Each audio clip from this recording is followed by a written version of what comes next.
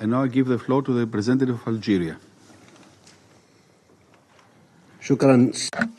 Thank you, Mr. President. At the outset, we would like to express our deepest thanks to Mr. Tom Fletcher and Ms. Angelica Jacome for their comprehensive briefings. Two briefings that painted a clear picture of an unbearable situation that we can no longer ignore.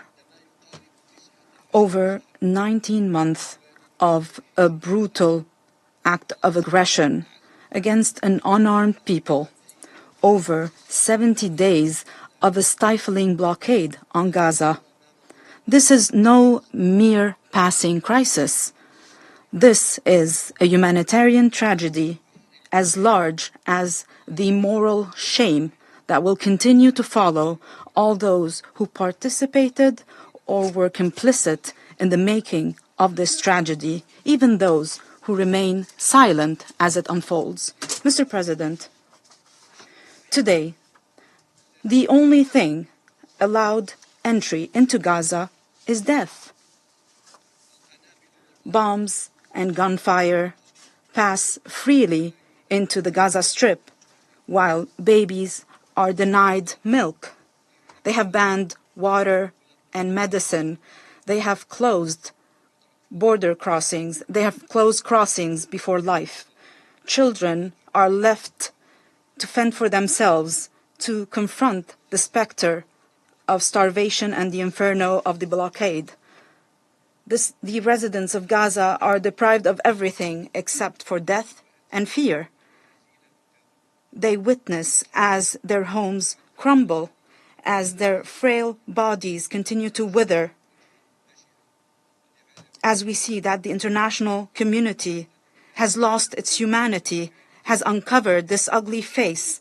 This world has grown accustomed to this catastrophe unfolding before our eyes without any action, as if the images of fathers and mothers gathering the body parts of their daughters and sons, these bodies that were torn by missiles and bombs of the Israeli occupier, as if these images are meaningless.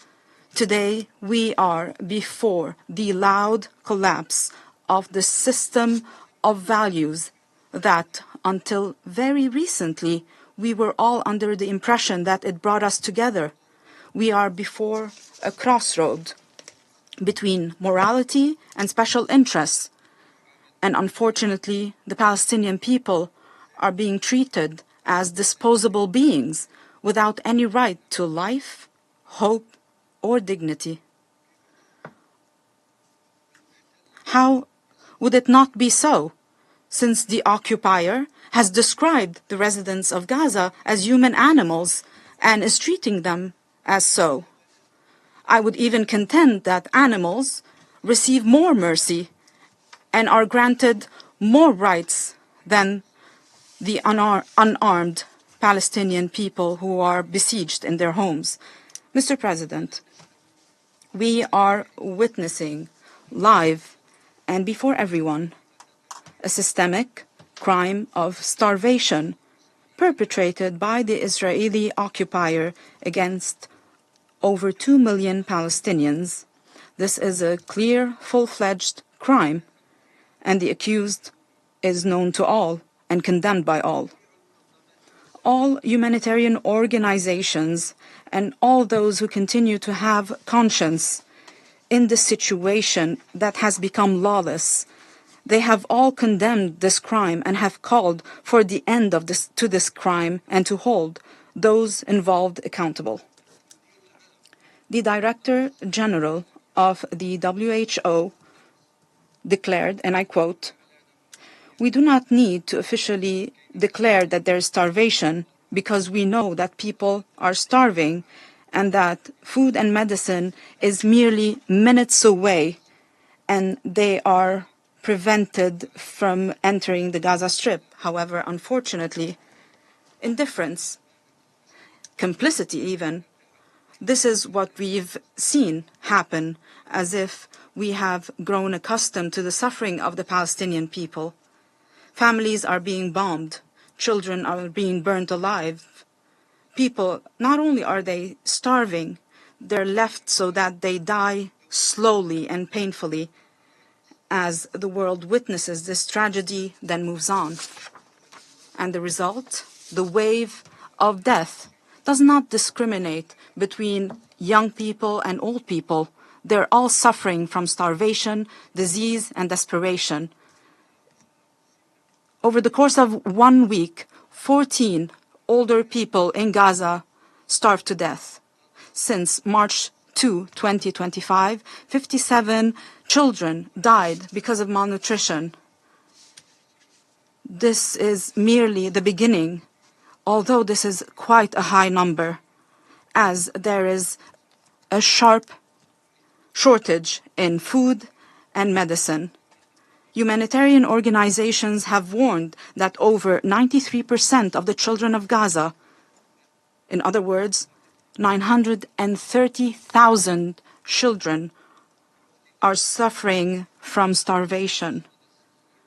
As the residents of Gaza are witnessing and suffering from this catastrophe, there are over 3,000 trucks and 116,000 metric tons of food items are ready to enter Gaza to be distributed to all those who are starving.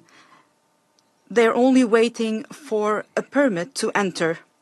The occupying power, Israel alone, is impeding this entrance in a blatant violation of international law and in a direct violation of the binding orders of the ICJ. Humanitarian organizations, especially UNRWA, the cornerstone of humanitarian work in Gaza, the occupying power has been promoting of a so-called humanitarian plan that would provide relief to the residents of Gaza as the machinery of blockade and killing of Israel is taking their lives away. This plan is rejected. It is rejected as announced by the UN and international organizations. It does not meet the urgent and basic needs of over 2 million people and is far, far away from the humanitarian principles, the principles of neutrality, independence, and dignity. Mr. President, this is a man-made catastrophe. It comes as a result of the inaction that has paralyzed multilateralism. There is food. There is the ability to treat. What we are lacking is will and the capacity to impose the law and to enforce the law. We are not lacking in supplies. We are lacking in humanity. Families in Gaza are forced to eat animal feed and to boil leaves or whatever leaves are left in order to survive. This is not a crisis of resources. This is a crisis of conscience. It is high time for this Council, which shoulders the responsibility of maintaining international peace and security. It is high time for us to listen to the cries of Gaza as it is suffocating under the rubble, to listen to the call of humanity. It is no longer possible for the world to stand idly by as this people is being killed silently, as the Palestinian people is besieged and is denied the basic rights to life.